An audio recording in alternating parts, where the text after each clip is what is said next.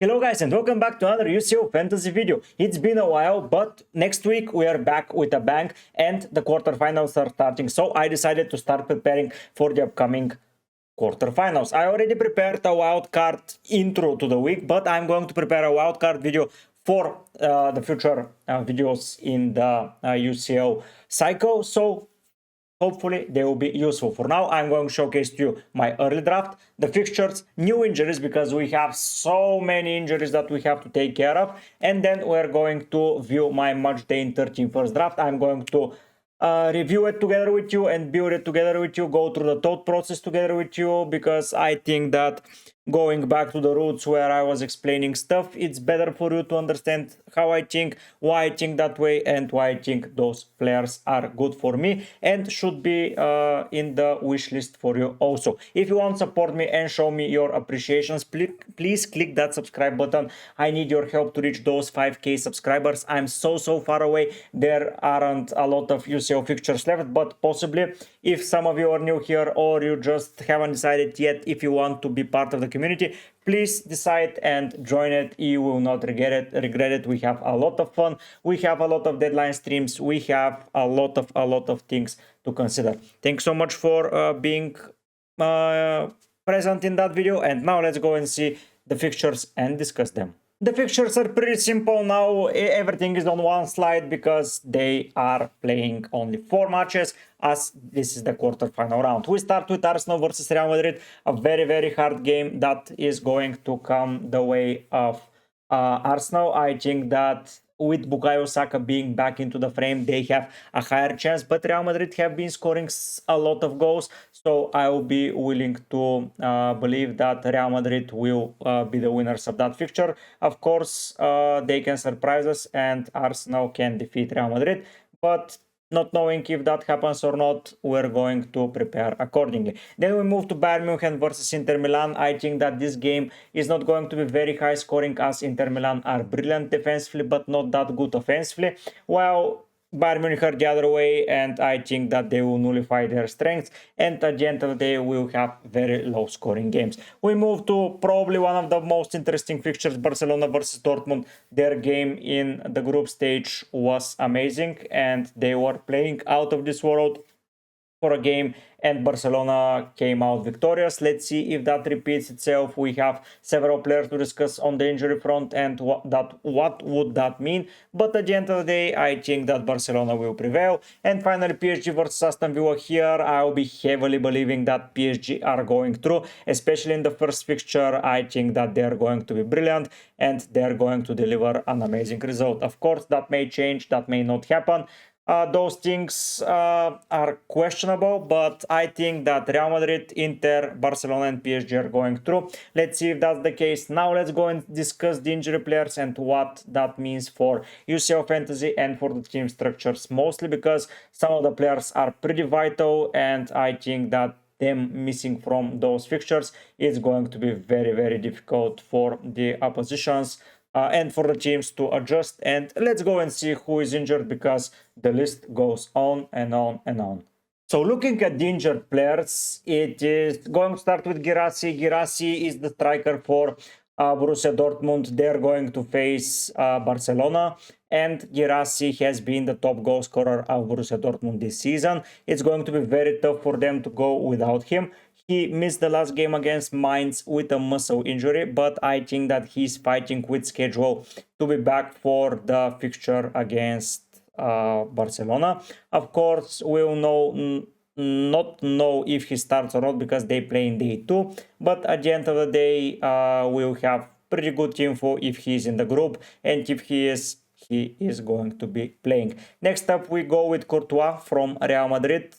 Their best keeper is out. Of course, they have a solid backup, but I believe that without Courtois, the chances for them to concede goals increase massively, and with that chance, I think that I may capitalize on it and bring someone like Bukayo Saka, who is on the opposite list of someone that just returned for Arsenal. Of course, it's going to be tough for Saka to go and score left, right and center, but without Courtois, it's going to be way easier. Gabriel from Arsenal, a season-ending injury received in the game against Fulham last time around the 15th minute.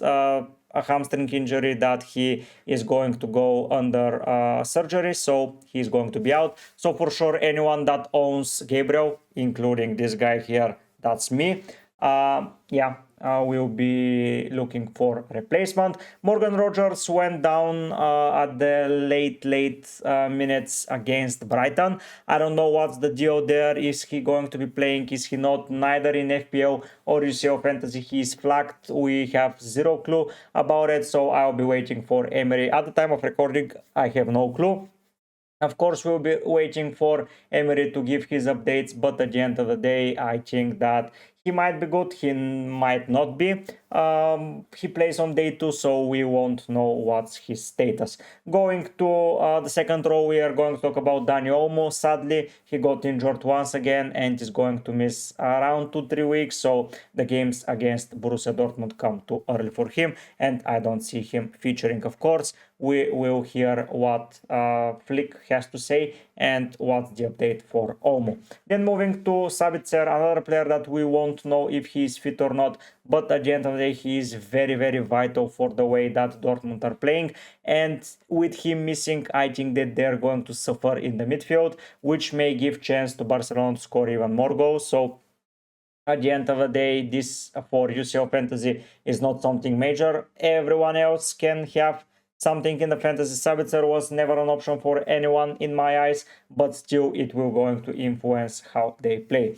Dumfries from Inter Milan got an injury before the international break, couldn't go to international break, and I think he will be pushing to come back for the second fixture. Of course, I don't know if that's true or not, so I may be looking to sell him and to get some defenders just to cover him and to play there. Of course, this may change as we will know the starting lineup for Inter Milan for the next fixture against Bayern Munich. So if Dumfries is not there, we can get a starting defender, so that makes things easier. Moving to Upamecano, he is injured as well from the national team's fixtures and is probably going to miss the first fixture. I don't know about the second, but once again we have the brilliant option to see who is starting where and how to address the changes. Kim Min-jae was rumored to have a small issue also, but he played on the weekend, so it's fine. Alphonso Davies, I think he tore up his ACL, which is 6-7 months injury. You can just scratch him out from this season and the start of the next one, because he will return around October next year, possibly. And yeah, everyone that got him and Gabriel for sure needs to leave your team. The other guys, you can use them at some point during the game cycle, but Davis and Gabriel should be gone. Finally, Lautaro Martinez from Inter Milan, their best player in my eyes, their talisman, Mr. Inter Milan. I don't know if he's going to be fit, but once again, we don't have to guess. We'll know the lineups, but if he's missing, that's going to be a big hit, and Bayern Munich defense may thrive even better. Of course, things can change. Players may get injured still because we have the weekend fixtures, and players may return ahead of schedule. We'll see. We'll know 4 of the lineups before the deadline, so we can adjust accordingly. Maybe pick players from the teams that we know who start in order to have them. We will have discussions and we'll see what will go. Now let's go and see how my team is looking, because I own 4 of the players on that list, and I already have 2 players that left the tournament, and I needed to change 1 player for certainty, so it's not looking very good, bruv. But yeah, let's go and check it. Let's go and see what can we do and what we will have in mind. So here is my team at the moment of recording, and yeah, we have some injuries to think about and some issues to resolve. So yeah, let's go and resolve them together. So first of all, this is the view that I'm going to present to you, because I'm going to searching for players live. I don't want you to focus specifically on the squad. It will be basically a live stream discussion with me speaking my mind, but I wanted to showcase it to you how I do it and what I do exactly. So first of all, the 2 obvious players, Salah and Grimaldo, are going out. I don't own any I don't want to own any players that have 0 chance of playing, so Salah and Grimaldo being out are gone. Looking at it now, probably picking him over Schlotterbeck instead of Grimaldo does not look great, but I thought that Leverkusen will try to at least keep their pride, but they're losing left, right, and center. So at the end of the day, they are out of the tournament. Salah as well, it would have been Salah or Dembele. So at the moment, it was Salah. Thankfully, I didn't back it up more, so I would have gone more issues. Now, Gabriel is a leaver of the team because he's injured and he's not going to play until the end of the season. So that player is gone. Kim remains as he's fit. Kunde remains as he's fit. Dumfries is out as he is probably not going to be fit. But the good thing is we will know if he starts or not. So that's brilliant. I am not going to sweat over it. I'm just going to go check who plays and pick a proper replacement if Dumfries is out. Moving forward, Rodgers, I want to see an update from Emery before making any actions, but at the moment he's into the team. Olise remains, Rafinha remains, Dembele remains, thankfully Mbappe and Lewandowski will remain. I'm not a fan of Lewandowski. If Gabriel and Dumfries were fit, Leva would have left the team, but for now Leva will stay, and Girassi is staying until I hear something properly from the manager. And first of all, he can be back during the weekend, so for now I'm taking him away from the team. So first of all, the team needs to change a little bit, and the defenders that I'm going to bring are as it follows. Hakimi is the first guy that's going to join the frame. I want a PSG player, more PSG players, and Hakimi joins the squad. Of course, in defense, I could go for someone like Saliba, for someone like White. I will know who starts. Of course, that's an option from Inter Milan players. For now, I'm going to put Bastoni in. It's not going to be him specifically, but I wanted to have a placeholder for my team. I have an issue with two keepers playing on the same day, so I'm either going to keep them both and just rely on Zomer and do not care about Raya and pick another possibly PSG defender and going with Nuno Mendes might be the way. So that way I will be sorted. We'll have a lot of players on the 9th that play. So how much? 1, 2, 3, 4, 5, 6, 7, 8 players on the next day. So it's a good option. And finally here with this spot from Salah, I have several options. I can go PSG, I can go one more Barcelona, I can go Real Madrid in Bellingham's face, I can go with someone like Bukayo Saka, who most probably is going to be the player that I go for with Courtois out. And with me not going to play any other Arsenal players, it's going to be Saka. Of course, you're going to say, are you crazy? You picked the 2 Arsenal players and 1 Real Madrid. Yeah, I did. And it was the case before with Gabriel and Raya. So now, yeah, I think it will be that way. Of course, if I see Real Madrid winning heavily next week, maybe Raya is gone. Either way, I will be getting probably Donnarumma to make the trifecta final here, or just avoid Nuno Mendes in a nutshell. Pick, for example, Saliba here. Let's go like this. Raya is gone and I select Donnarumma because I really like how Donnarumma plays and what Donnarumma represents. And here instead of Saka is going to be Bellingham. Of course, that's a possible rotation. So it's 1 Arsenal, 1 Real Madrid and 1 PSG player in that sense. Of course, if we have more injuries, of course, not going to be Raya that makes the way. It's going to be someone like Rodgers that I will get probably Asensio just to have coverage. Or I can avoid completely and get Vitinha, but that would lock me off Donnarumma in the quarters, which at the end of the day, a keeper for me is always so less points. So Mendes here, I go with Saka. And for example, I pick, if I have the budget, Vitinha, let's say, and I go with this if Rodgers is out, so I will have more and more players into the frame. So yeah, initially I think that's a good starting point. You are seeing it, so I will show it to you into that way, just to read the names better. For sure, Hakimi will be joining the frame. For sure, I will be getting another Inter Milan defender that I want to have into the squad. Probably Di Marco or Bastoni are going to be the guys that join, depending on who starts. One of Raya or one of Donnarumma or Nuno Mendes will be joining the frame. If Rodgers is fit and I see him fit and Emery says, okay, he's back into the squad, he will remain, but I will use it on Saka so Bellingham, Saliba, Donnarumma or Nuno Mendes, Vitinha, Saka. At the end of the day, I think it's not bad trade-off. Of course, you're going to say, what about Raya? I'm not going to play him for 1 week. I don't think it's the end of the world. Then I will get the... I don't know if I'm going to use it at all on a keeper or just start to prepare the team around.